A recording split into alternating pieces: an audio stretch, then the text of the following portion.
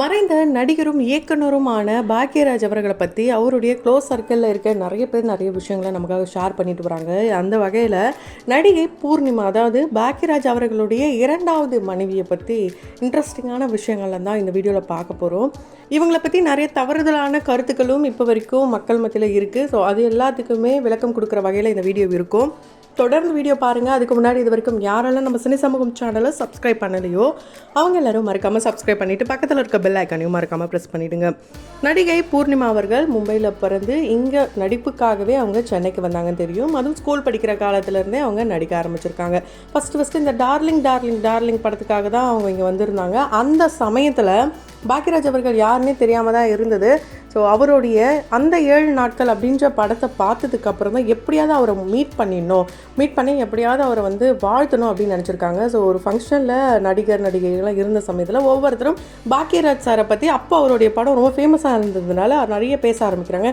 யாருப்பா அவர், பாக்யராஜை நம்ம பார்த்தே ஆகணுமே அப்படின்னு சொல்லி இவங்களும் தேட ஆரம்பிக்கிறாங்க. ஒரு நாள் அவர்கிட்ட இருந்தும் ஃபோன் வருது. இவங்களும் போகிறாங்க. ஃபோன் பண்ணால் எதர்ச்சியாக போயிட்டு சந்திக்கிற ஒரு சுச்சுவேஷன் அமையுது. அங்கே போய்ட்டு நீங்கள் இந்த படம் சூப்பராக எடுத்திருக்கீங்க, super marvellous, I love movie இப்படிலாம் சொல்கிறாங்க. இங்கிலீஷ்லேயே பேசுகிறாங்களாம். அவரும் ஓகே அப்படின்ட்டு போயிடுறாருங்க. இதுதான் நடந்திருக்கு ஃபஸ்ட்டு மீட்டப்பில். அதுக்கப்புறம் அவர்கிட்டயே நடிக்கிற வாய்ப்பும் கிடைக்குது. என்னதான் அவர் நல்ல டேரக்டர் தான், இருந்தாலும் கொஞ்சம் திமிர் பிடிச்சவர், கர்வமாக இருப்பார்.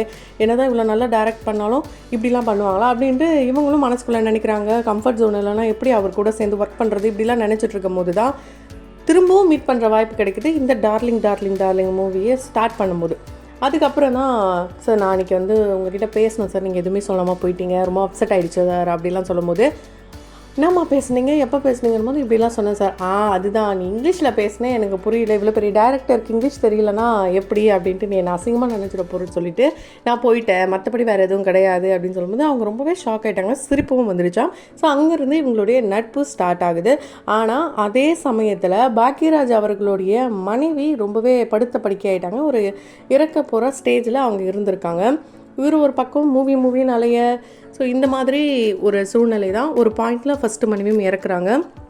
ஸோ பிரவீனா இறந்து ஒரே வருடத்தில் எம்ஜிஆர் அவர்களுடைய தலைமையில் பாக்யராஜ் அவர்களுக்கும் பூர்ணிமா அவர்களுக்கும் திருமணம் நடக்குது. அப்போது நிறைய பேர் சொன்ன ஒரே விஷயம், அவங்க 2 பேருடைய காதல் கதை தெரிஞ்சு தான் இவங்க இறந்துட்டாங்க, மன உளைச்சலில் இருந்தாங்க இப்படிலாம் சொல்லப்பட்டது. அண்ட் அது மட்டும் இல்லாமல் அவங்க விட்ட சாபம் தான் இப்போ பூர்ணிமாவோடைய இந்த நிலைமை. பாக்யராஜ் இறந்ததுக்கு காரணம் முதல் மனைவி விட்ட சாபம் அப்படிலாம் கூட நிறைய பேர் சொல்கிறாங்க. அதுக்கு உண்மையான ரீசன் என்னென்னா, அவர் மன உளைச்சலில் இருந்தார்.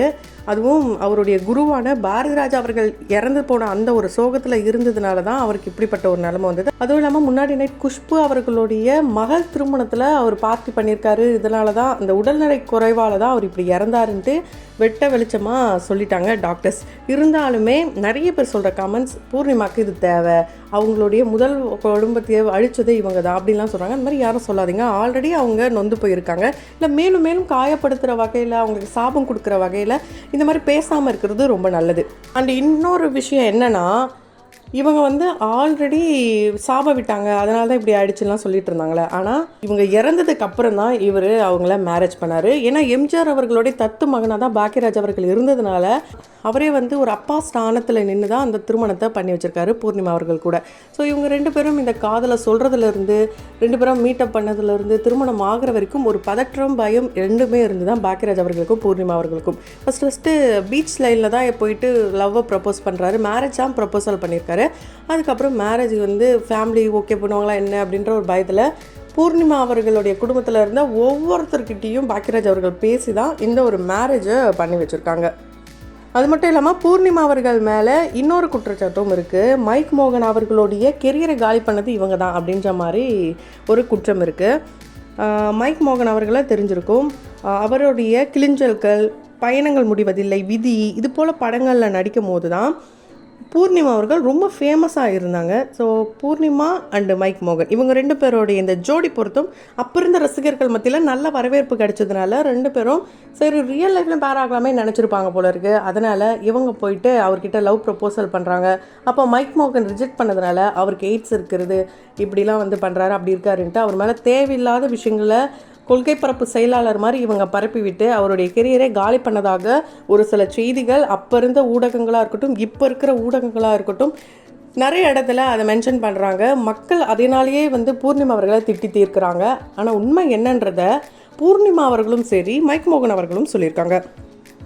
மைக் மோகன் அவர்களும் பூர்ணிமா அவர்களும் ஒரு க்ளோஸ் ஃப்ரெண்டாக காலேஜ் டைமில் எப்படி இருப்பாங்க ஃப்ரெண்ட்ஷிப், அதே மாதிரி தான் இப்போ வரைக்கும். அதனால தான் பாக்கியராஜ் அவர்களோட இறப்பில் கூட அவருடைய கையை பிடிச்சிட்டு கதறி அழுதுருப்பாங்க பூர்ணிமா அவர்கள். ஒன்றா சேர்ந்து வளர்ந்ததுனால இந்த கெரியரில் ஒரு நல்ல நட்பு, நல்ல சொல்ல சண்டை இதெல்லாமே போடுவாங்களாம் மைக் மோகன் அவர்கள்கிட்ட. இதை பூர்ணிமா அவர்களே ஒரு இன்டர்வியூவில் சொல்லியிருக்காங்க. அதே மாதிரி மைக் மோகன் அவர்கள் ரீஎன்ட்ரி கொடுக்கும்போது அப்போ அவர் சொன்ன விஷயம் என்னென்னா, எனக்கும் பூர்ணிமாவுக்கும் இடையில் ஒரு நல்ல நட்பு இருக்குது, அதை எதுக்கு தேவையில்லாமல் கெடுக்குறீங்க, அவங்கள பற்றி தெரிஞ்சுக்கணும், நல்ல விதமாக நான் சொல்கிறேன், ஆனால் நீங்கள் மைக்கெல்லாம் கட் பண்ணுங்கள், கேமராவெலாம் ஆஃப் பண்ணுங்கள். ஸோ இப்படிலாம் அவர் சொல்லியிருப்பார். அதனால் தேவையில்லாத விஷயங்களை, தெரியாத விஷயங்களை பரப்புறதை ஸ்டாப் பண்ணணும். அவங்க செலிப்ரிட்டிஸாக இருந்தாலும் அவங்களும் ஒரு மனுஷங்க தான்றதை மக்கள் புரிஞ்சுக்கணும். அது வந்து எல்லாருக்குமே வந்து ஒவ்வொரு டைமும் சொல்லிக்கிட்டே இருக்க முடியாது.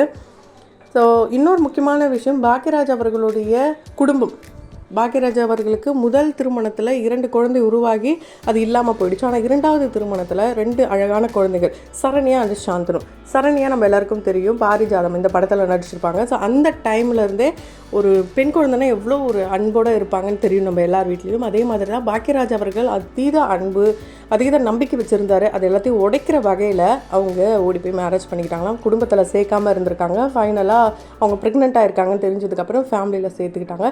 அந்த டைமில் இருந்தே பாக்கியராஜ் அவர்களுக்கு உடல்நிலை சரியில்லாமல் தான் இருந்திருக்கு. இதெல்லாமே வந்து கன்சிடர் பண்ணி தான் ஓகே, அவங்க வந்து உடம்பு சரியில்லாமல் இருக்காங்க, நம்ம பொண்ணை திரும்ப கூப்பிட்டு வரலான்ட்டு பூர்ணிமா அவர்கள் சொன்னதுனால தான் பாக்கியராஜ் அவர்கள் அவங்களுடைய மகளை திரும்ப ஏற்றுக்கிட்டாரு. அதனால் இன்னமும் கூட அவர் இறக்கிறதுக்கு முன்னாடி வரைக்கும் என்னுடைய மகள் துரோகம் பண்ணிட்டா, இருந்தாலும் அவளை வந்து என் குழந்தைக்காக, என்னுடைய பேர பிள்ளைகளுக்காக தான் நான் வந்து ஏற்றுக்கிட்டேன் அப்படின்ற மாதிரி சொல்லியிருந்தாரு. ஆனால் அந்த வாழ்க்கை கூட நிலைக்கல அப்படின்ற மாதிரி ஏதோ ஒரு இடத்துல அவர் சொன்னதாக கூட ஞாபகம் இருக்குது. ஸோ தனிமையில் தான் அவங்க இருக்காங்க குழந்தைய வச்சுட்டு. அவங்களுக்கு சப்போர்ட்டிவாக தான் பூர்ணிமா அவர்கள் ரொம்பவே வந்து இருந்திருக்காங்க. உண்மையாலே இது ரொம்ப பெரிய விஷயந்தான். சாந்தனு அவர்களுக்கு வந்து விஜய் அவர்கள் இப்போ இருக்கிற சிஎம் அவர்கள் தான் தாலி எடுத்து கொடுத்து திருமணம் பண்ணி வச்சுருந்தார். சிஎம் ஆகிறதுக்கு முன்னாடியே அவருடைய மனைவி நம்ம எல்லாருக்கும் தெரியும், விஜே அவர்கள் தான். எப்படி எம்ஜிஆர் அவர்கள் சாந்தனு அவர்களுடைய அப்பான பாக்கியராஜ் அவர்களுக்கு திருமணம் பண்ணி வச்சாரோ அதே மாதிரி விஜய் அவர்கள் இப்போ பண்ணி வச்சுருந்துருக்காரு. ஸோ ரொம்ப ஒரு அழகான ஒரு குடும்பமாக தான் இருந்திருக்கு. எங்கே போனாலும் ஒன்றா தான் போவாங்களாம். பூர்ணிமா அவர்களுக்கு அதுதான் மிகப்பெரிய சந்தோஷமாக, குடும்பம் ஒன்றா இருக்கிறது தான் அவங்களுடைய வாழ்க்கையில் மிகப்பெரிய சந்தோஷமாக. ஆனால் சமீபத்தில் கொடுத்த இன்டர்வியூவில் அவங்க சொல்கிறது, குடும்பத்துக்காக அவங்க கெரியரை விட்டு போயிருக்காங்க. 4 வருடங்கள் தான் அவங்க சினிமா இண்டஸ்ட்ரியிலே இருந்திருக்காங்க.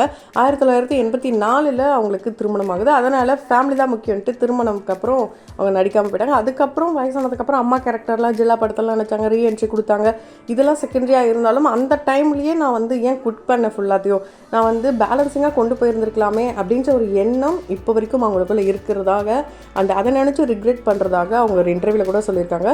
அதனால் அந்த டைமில் அவங்க வந்து ஆஹா ஓஹோ அழகு அப்படின்னு சொல்ல முடியாது, இருந்தாலும் அவங்க கொஞ்சம் கவர்ச்சியும் காட்டியிருக்காங்க. இதில் குறிப்பாக பூமாலை ஒரு பாவையானது இந்த ஒரு பாடலாம் அல்டிமேட்டடாக இருக்கும்.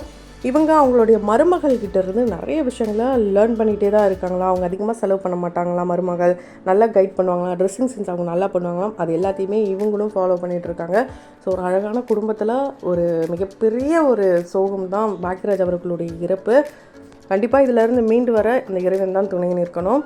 அந்த வகையில் பூர்ணிமா அவர்கள் பற்றி உங்களுடைய கருத்துக்களை கமெண்ட் பாக்ஸில் கமெண்ட் பண்ணுங்கள். தொடர்ந்து வீடியோஸ்லாம் பார்க்கணும்னு நினச்சிங்கன்னா உடனே சேனலை சப்ஸ்கிரைப் பண்ணிவிட்டு பக்கத்தில் இருக்க பெல் ஐக்கனையும் மறக்காமல் ப்ரெஸ் பண்ணிடுங்க.